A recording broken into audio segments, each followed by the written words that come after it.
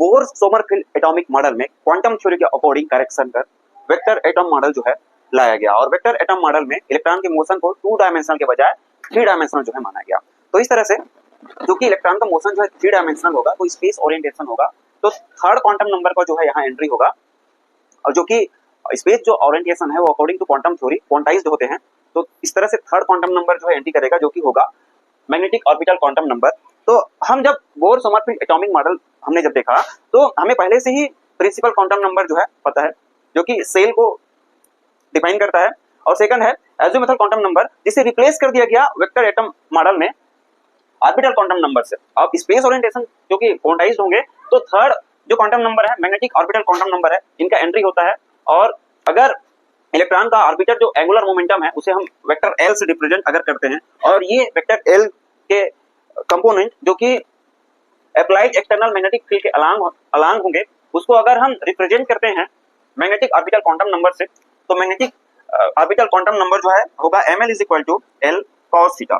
यहाँ l जो है ऑर्बिटल क्वांटम नंबर है और ऑर्बिटल क्वांटम नंबर के जो पॉसिबल वैल्यू है वह 0 to n-1 होता है। यानी कि अगर हम बात करें n = 3 के लिए तो l के जो वैल्यूज होंगे वो 0, 1 और 2 होंगे। तो इसी तरह से cos थीटा जिसकी मिनिमम जो वैल्यू है -1 और मैक्सिमम जो वैल्यू है +1 है। तो इस तरह से अगर हम बात करें l = 1 के लिए ml का वैल्यू यानी कि मैग्नेटिक ऑर्बिटल क्वांटम नंबर का वैल्यू तो वो होंगे -1, 0 एंड +1, कुछ इस तरह से ये ml का वैल्यू है मैग्नेटिक ऑर्बिटल क्वांटम नंबर का। और यह भी माना गया इलेक्ट्रॉन अपने एक्सिस के अराउंड रोटेट करता है जिस तरह से अर्थ जो है रोटेट करता है अपने एक्सिस के अराउंड। तो यहाँ फिर स्पिन क्वांटाइजेशन जो है ऐड किया गया। तो वेक्टर एटम मॉडल में दो मुख्य चीजें जो है ऐड किया गया, स्पेशियल क्वांटाइजेशन और स्पिन क्वांटाइजेशन।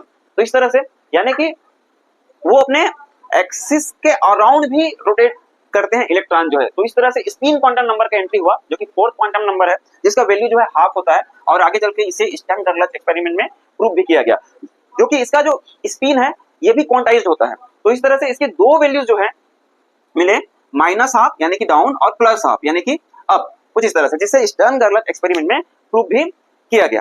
तो इस तरह से फिफ्थ क्वांटम नंबर का एंट्री हुआ स्पिन क्वांटाइजेशन के अकॉर्डिंग। सिक्स्थ क्वांटम नंबर जो है टोटल क्वांटम नंबर है जिसे J से हम रिप्रेजेंट करते हैं, टोटल क्वांटम नंबर। इसी तरह से सेवन क्वांटम नंबर जो है टोटल मैग्नेटिक क्वांटम नंबर है।